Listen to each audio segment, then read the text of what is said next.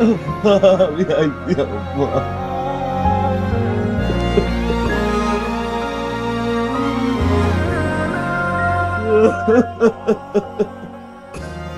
ভাইয়া চলো, আম্মা বয়ে রয়েছে, সকাল থেকে কিচ্ছু খায় নাই। শ্রাবণের বেহেরি তো যাওয়ার লাগবো ওকে।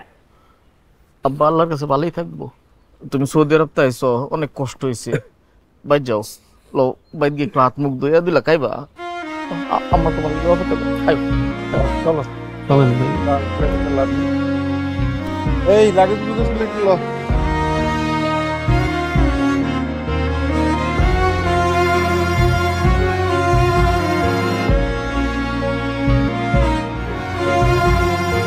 আব্বার একটা খাইতে বললো,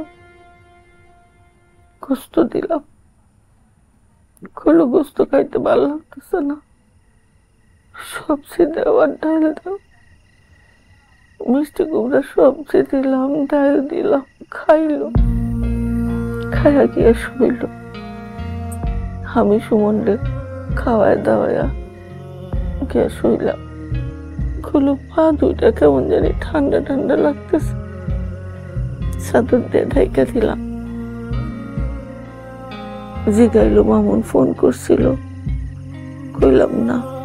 তারপর কইল সোনালিরে বিয়া দিলাম, সীমারে বিয়া দিলাম। মেয়ের জামাইকে তো দেখলাম, পোলার বউয়ের মুখটা দেখতে পারলাম না। এইবার আইলে ওরে বিয়া করাই দেব।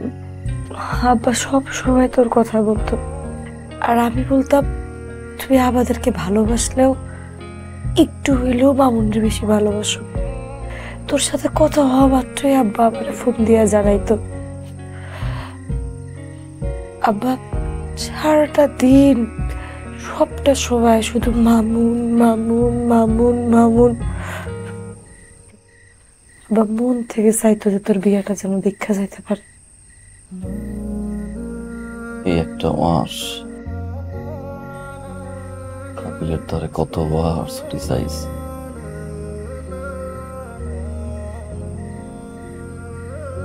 তাই নাই।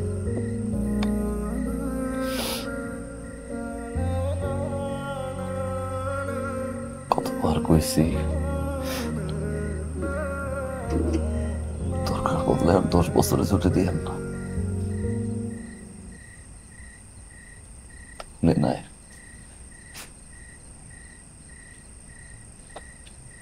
এক মাস যে কেমনে কাটাইছি আমি জানি।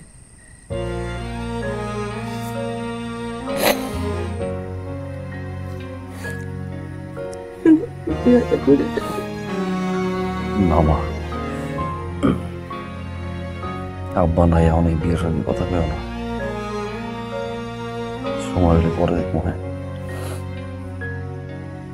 তোর আব্বাই তো কথা দিয়ে গেছিল।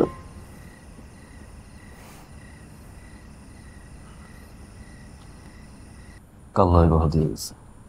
ওই যে আলী বসির ভাইয়ের মাইয়া তোর নেই, তুই যে তারে পছন্দ করতি, হ্যাঁ মাইয়াও যে তোরে পছন্দ করতো, এটা তোর আব্বাই জানতো। আব্বাই জান? আমার কি দোষ? আমার জিগাইছে, আমি তোমার কথা কয়া দিছি। আব্বা ভাই গেছেন না জায়গা আছেন? আম্মা আলী বসি কাকা এসে। আইতে কো